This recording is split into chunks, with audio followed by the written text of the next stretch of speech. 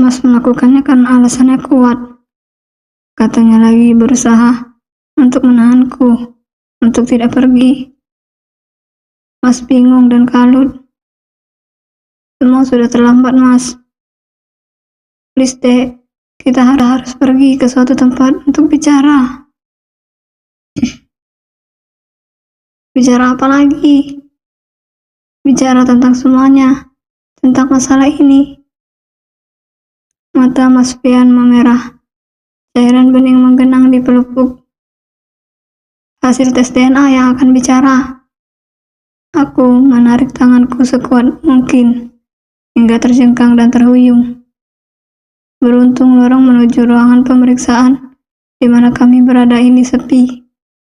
Sebab kalau tidak, pasti kami sudah jadi tontonan seru orang-orang yang melintas. Cukup sudah aku mengemis sama Mas. Sebaiknya kita hidup masing-masing sekarang, Mas. Aku nggak akan ganggu hidup Mas. Begitu juga sebaliknya. Aku pamit. Pungkasku parau. Ku percepat langkah ini. Tapi saat aku di ujung lorong, dari kejauhan Mas Pian berteriak, membuatku terhenyak sekaligus terguncang. Aku menghentikan langkah, dan saat menoleh, ia sedang duduk bersimpuh, seraya memperlihatkan sebuah amplop putih panjang. Ku hempaskan diri di atas peraduan, sebuah ranjang lama, berukuran sedang, dengan kasur pegas, bukan merek terkenal milikku. Ya, sepulang dari rumah sakit, aku memutuskan untuk kembali ke rumah ayah dan ibu. Keputusanku sudah bulat. Aku akan menjauh dari kehidupan Mas Pian untuk selamanya. Hal ini aku lakukan bukan ingin merajuk agar dibujuk, bukan juga karena jual mahal ingin dikejar, tapi karena membela harga diri yang sudah diinjak-injak oleh suamiku sendiri. Mulai besok, akan aku tata hidupku secara mandiri. Aku akan mencari pekerjaan. Dengan berbekal ijazah sarjana, aku yakin bisa mendapatkan pekerjaan yang layak dan gaji yang lumayan. Pikiranku menerawang jauh ke awang-awang. Aku benar-benar kecewa dengan sikap Mas Pian kepadaku. Meski di akhir pertemuan kami tadi, dia mengungkapkan alasan mengapa sikapnya begitu, tapi tetap saja hal itu tidak bisa menutup luka menganga yang tercipta di hati ini. Seketika aku terhenyak saat pintu kamar diketuk. Aku bangkit dan turun dari ranjang. "Nak, ada suamimu di ruang tamu," kata ayah. "Suruh pulang saja ya. Urusan aku sama dia sudah selesai," tolakku mentah-mentah.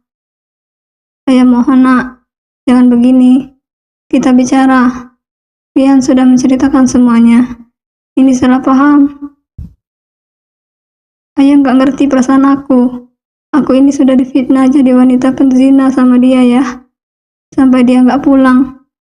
Kalau memang sebelum mendengar kabar kehamilan aku, dia sudah melakukan tes kesuburan dengan hasil mandul, kan dia bisa menanyakan dan membicarakan sama aku akan keanehan yang terjadi.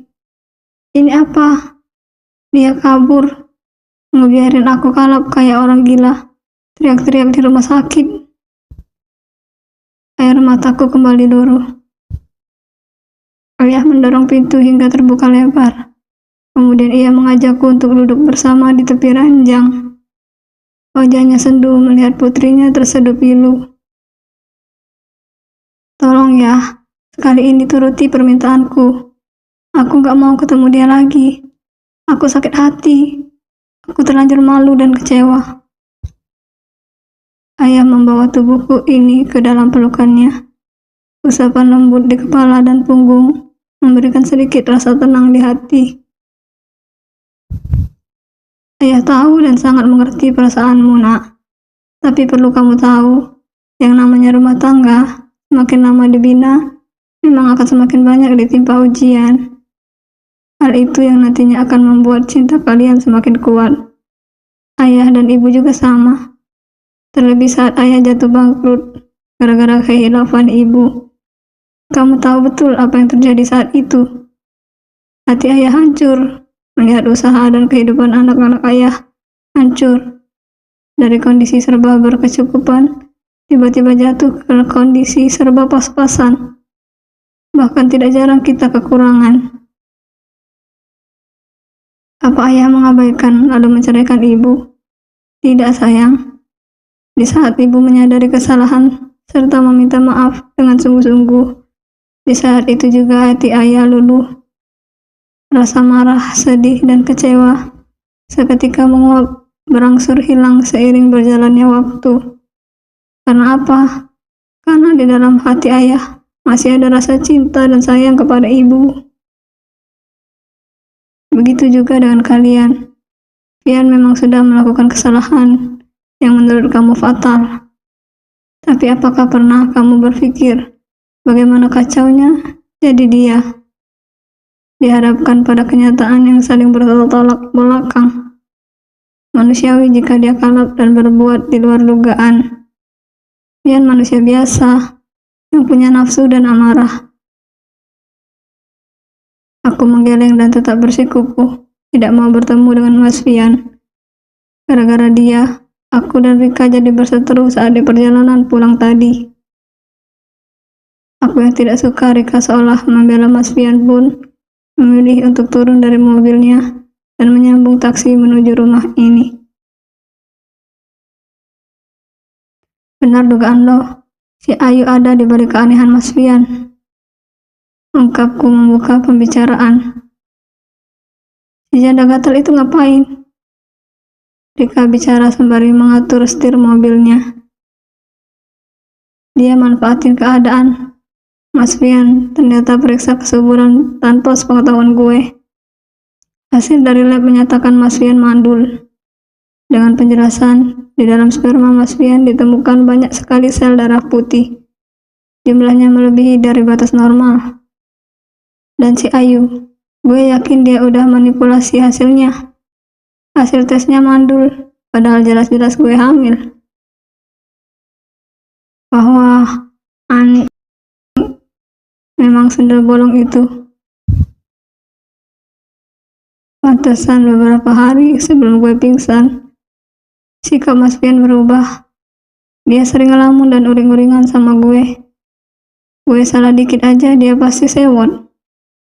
Sekarang gue baru tahu apa penyebabnya. Hasil tes palsu itu yang bikin dia stres dan frustasi. Setan, iblis, kadal buntung. Memang manusia satu itu. Ada aja ulahnya. Dinas di rumah sakit mana dia sekarang? Gue gebokin tau rasa dia. Sungut Rika berapi-api memukul setir. Biarin aja lah, gue udah muak. Biarin aja dia mau ambil Mas Pian juga. Cegahku. Lo mau hibahin gitu aja laki lo. Keenakan dia, dodol. Gue kecewa berat, Rik. Mas Pian kenapa lebih percaya sama hasil tes itu dibandingin gue, istrinya sendiri. Menurut gue sih manusiawi laki lo bersikap kayak gitu. Meski awalnya gue juga gedek. Manusiawi pala lu pitak. Dia nganggap gue udah berzina. Dia ragu ini anaknya dia. Ini udah kelewatan. Harga diri gue udah diinjek-injek sama dia, Rik. Namanya orang hilaf, Mel. Udah maafin aja. Gue gak rela si kutu kebo itu menang. Bodo amat ah. Gue sanggup kok ngebesarin anak gue sendirian. Gak segampang itu, Mel. Jangan kebawa emosi sesaat. Berujung penyesalan seumur hidup lo. Si Ayu sengaja buat lo sakit hati, menderita, biar dia puas dan bahagia. Justru kalau lo bahagia dengan laki lo, dia akan kekosa dan menangis darah. Sampai kapan rumah tangga gue akan ditimpa masalah yang berhubungan sama si Ayu itu? Ya, makanya kita datengin sekarang. Gue mau buat perhitungan sama dia. Kurang ajar. Udahlah, biarin aja. Gue terlanjur kecewa. Meskipun tadi sebelum gue nemuin lo, gue dan Mas Fian udah bicara. Dan gue juga udah lihat surat dari labnya. Tapi buat gue, sulit buat maafin dia. Dia udah nginjek-nginjek harga diri gue. Di depan si Ayu dia ninggalin gue sambil bilang mustahil. Jangan kayak gitu, Mel. Lo kudu introspeksi diri juga. Apa maksud lo? Lo pernah buat catatan hitam dalam perjalanan rumah tangga lo. Itu masa lalu, udah case close. Lagian si Dimas itu iblis suruhan mertua gue. Mas Pian udah nemuin dia lagi buat mastiin kebenarannya. Terlepas dari si Dimas itu penjahat berbayaran, lo main hati sama dia, Mel. Gue yakin gak semudah itu laki lo ngelupainnya. Jadi wajar kalau dia ngerasa shock dengan kejadian ini. Kenapa lo jadi belain dia, Rick? Gue gak belain siapa-siapa. Gue cuma berusaha jadi penengah aja. Seharusnya lo sama laki lo bicara berdua. Selesaikan masalah ini baik-baik. Jangan kayak gini. Di saat udah menemuin titik temu lo malah mau pasrah. Pikirin anak yang nanti lahir. Butuh bapak. Kalau jadi sengak, lama-lama lo nyebelin. Lo yang sengak. Lo mau cerita untuk cari solusi, atau cerita dan dapat pendapat yang sesuai sama versi lo? Tahu kayak gini, ogah gue capek-capek ngurusin. Lo keberatan nganterin gue.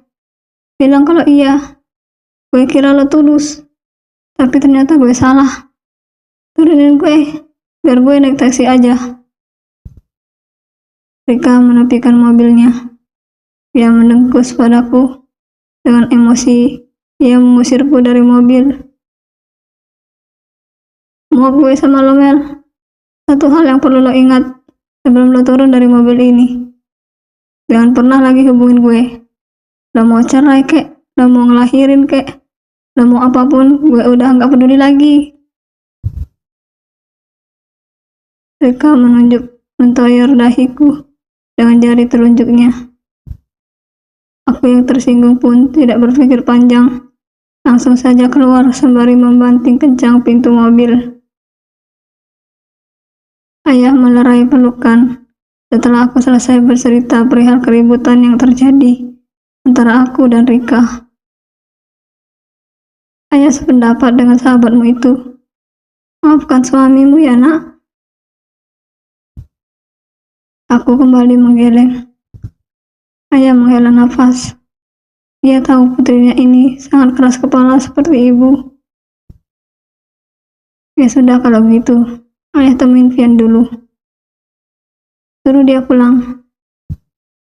Ayah bangkit dan berlalu tanpa menjawab ucapanku. Peninggalnya, aku meringkuk di ranjang, memeluk guling sembari memejamkan mata, mengistirahatkan raga dan jiwa yang lelah.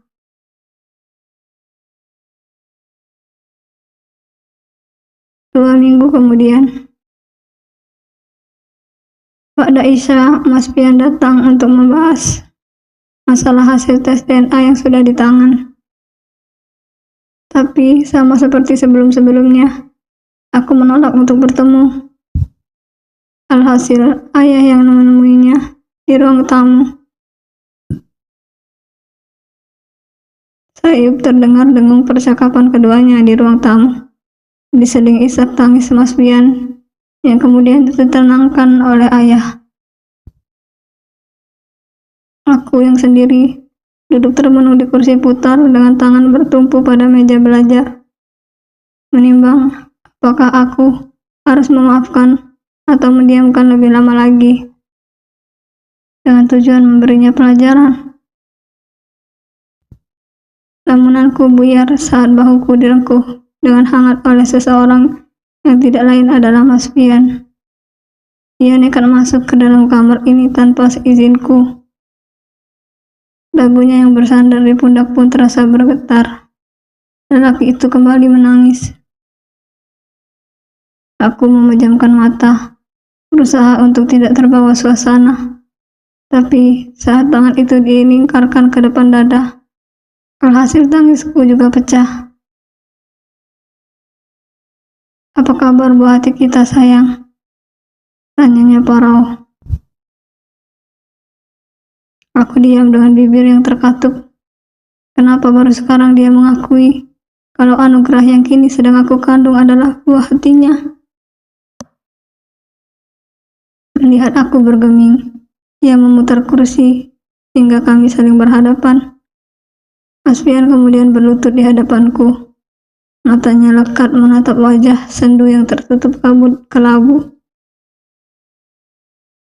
Sayang, maafin ayah ya. Isaknya sembari mengusap dan menciumi perutku. Setelah itu ia mendongak ke arahku. Amel mau maafin Mas kan? Mas tahu apa yang sudah Mas lakukan kemarin adalah kesalahan yang sangat fatal. Hatiku belum bisa berdamai, Mas. Beri aku waktu lagi. Mas mohon sayang, pulang sama-sama. Kita bicara lagi. Aku belum siap diajak bicara saat ini. Lagi pula di sini rumahku. Mas akui salah. Sudah meminta ayah jemput Amel waktu itu. Tapi demi Tuhan sayang, itu bukan dengan niat ingin menceraikan, tapi agar Amel ada yang menjaga, karena Mas sedang ingin sendiri mencari ketenangan atas yang telah terjadi. Sendiri atau berduaan dengan mata terindah Mas. Saking indahnya masa lalu kalian, sampai-sampai dia nekat kayak gitu. Ayu memang datang menyusul, tapi Mas tinggal masuk ke dalam kamar. Dalam kamar? Memangnya Mas pergi kemana? Ke rumah masa kecil Mas. Rumah saat Mas dan ayah melewati masa-masa sulit setelah ditinggal oleh ibu. Rumah penuh kenangan. Kenapa aku gak pernah tahu tentang rumah itu? Kenapa si Ayu bisa sampai tahu? Mas akan ajak Amel ke sana. Asalkan Amel janji mau ikut pulang sama Mas. Kenapa Mas maksa aku pulang? Karena butuh orang buat ngelayanin kebutuhan Mas ya? Nikahin aja si Ayu. Aku ikhlas. Kenapa jadi ngelantur gitu sih, Dek? Kalau Mas niat nikahin Ayu, sejak awal Mas ketemu lagi sama dia, sudah pasti Mas lakukan. Mas jahat. Rutukku lagi sembari memukul-mukul dadanya. Iya, Mas jahat. Mas siap nerima hukuman apa saja dari Amel. Asal jangan musuhin Mas lagi. Mas gak sanggup. Mas pulang sana. Aku mau sendiri di sini. Seperti Mas yang butuh ketenangan, aku pun sama. Amel tega ngebiarin Mas pulang sendiri. Mas juga tega ngebiarin aku. Mas salah. Makanya Mas mau memperbaiki semuanya. Jalan satu-satunya, kita pulang. Ya sayang. Aku menggeleng dan melepaskan diri dari rengkuhannya, kemudian menatapnya tajam. Aku gak mau pulang. Bukan gak mau sayang, tapi belum mau. Harus berapa lama Mas menunggu? Sampai batas waktu yang gak ditentukan. Jawabku ketus. Lusa Mas mau keluar kota, Dek. Mas gak mau di saat Mas pergi dalam keadaan masih ada masalah. Mas takut gak bisa fokus. Aku mencubit dan menjawab, masa bodoh. Palingan juga Mas kepingin kan? Jadinya maksa-maksa aku buat pulang. Dek, kok gitu terus ngomongnya? Mas maksa-maksa karena diambil istri Mas. Sudah seharusnya suami dan istri tinggal dalam satu rumah. Aku yang keras kepala pun tetap bersikuku dengan pendirianku. Mas izinin Dek Amel tinggal lagi di sini. Tapi nanti pulang dari dinas luar kota, Mas jemput pulang ya. Aku tidak mengangguk, tidak juga menggeleng. Dek Amel baik-baik, jaga kesehatan, dan jangan banyak pikiran. Sekali lagi, Mas minta maaf atas kesalahan Mas. Mas sangat mencintai Dek Amel. Aku bergeming. Oh iya Dek, salam dari Ibu. Alhamdulillah sekarang Ibu sudah bisa bicara meski peloh. Kata Ibu, beliau kangen krim jamur buatan Dek Amel. Selain itu, Atta juga nanyain bundanya terus. Gak jarang Rini kewalahan nenangin anak itu. Kalau lagi kumat rewel, kepingin bobo sama bundanya. Dalam diam, air mataku kembali berderai. Dua orang yang aku sayangi ternyata mereka merindukanku, sama seperti aku yang merindu juga. Kalau memang Dek Amel keberatan kembali demi Mas, tapi pertimbangkanlah kerinduan Ibu dan Atta pada Dek Amel. Pulanglah demi mereka. Seketika dadaku terasa sesak. Di pelupuk tergambar jelas bayangan wajah Ibu dan Atta. Seketika hatiku gamang dan bimbang. Luluh karena kalbu tersentuh oleh kasih sayang keduanya padaku.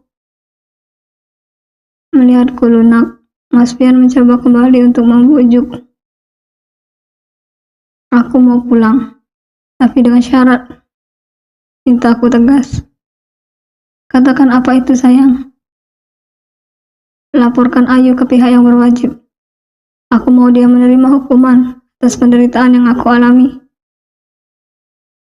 Belum ada bukti yang mengarah ke Ayu sayang. Pengacara Mas sedang usut tuntas perkara ini. Kita tunggu kabar dari Pak Hussein. Ya sudah kalau gitu, aku pulang kalau Pak Hussein sudah berhasil memecahkan kasus ini. Mas Pian yang sudah kadung capek hati pun menghela napas panjang. Baiklah Dek, Mas pamit. Semoga saat Mas pulang dinas keluar masalah ini sudah ada titik terang. Jadi Mas bisa jemput Dek Amel. Katanya lagi.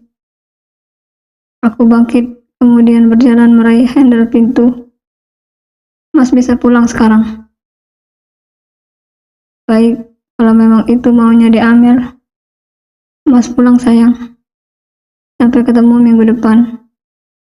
Pamitnya seraya mencium kening ini. Segera aku tutup pintu. Dalam kesendirian aku pun menangis. Beginilah aku dengan segala keegoisanku.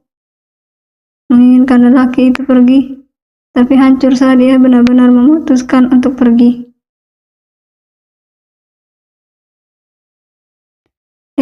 Mas pamit. Jaga diri baik-baik ya sayang. Cium hangat Mas untuk buah hati kita. Mas berharap saat Mas pulang nanti, Mas disambut Dek Amel. Aku abaikan pesan-pesan dari Mas Fian. Kemudian kulanjutkan kembali tidurku yang masih 1 jam lagi menuju subuh. Udara dingin menjelang pagi membuatku menggigil.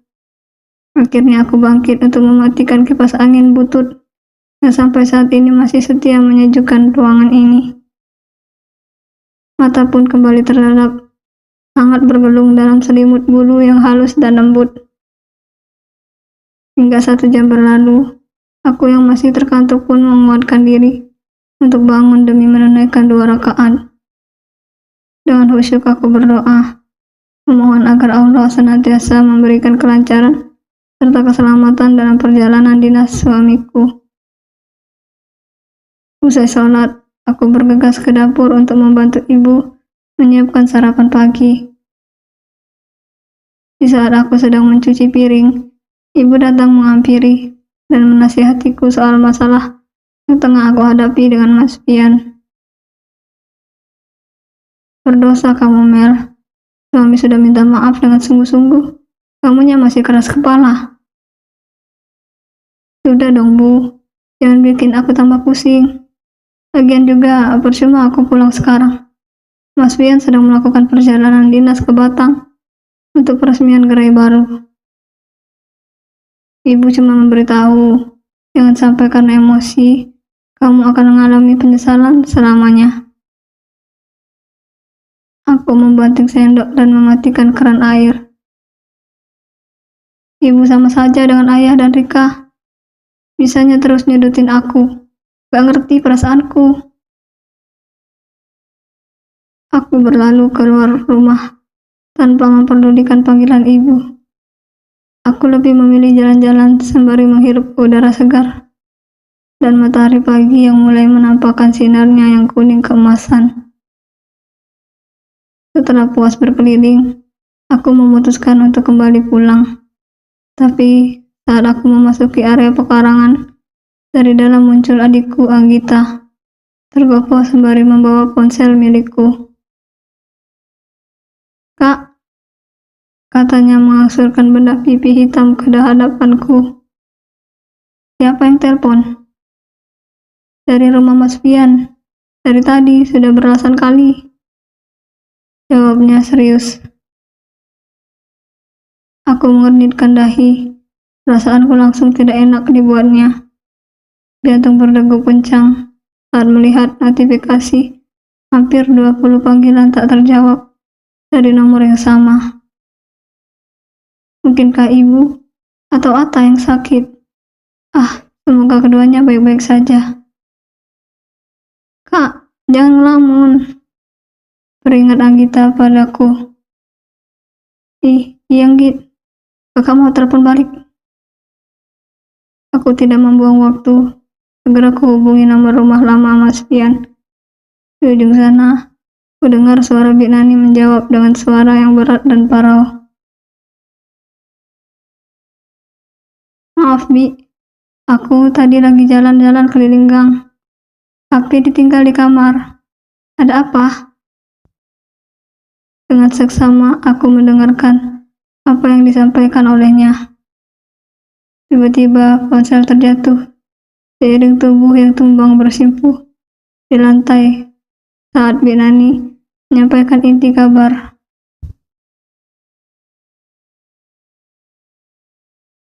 "Inna lillahi wa inna ilaihi raji'un. Mas." Anggita yang terkejut melihatku lunglai pun segera berteriak memanggil ayah dan ibu sembari memburuku.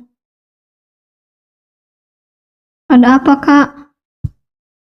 "Mas Pian Git, Mas Pian kecelakaan." Kabar buruk yang barusan aku dengar membuat lahir dan batinku hancur. Pandangan seketika kabur. Kabut hitam dalam pandangan mulai menghilangkan kesadaranku. Tersambung.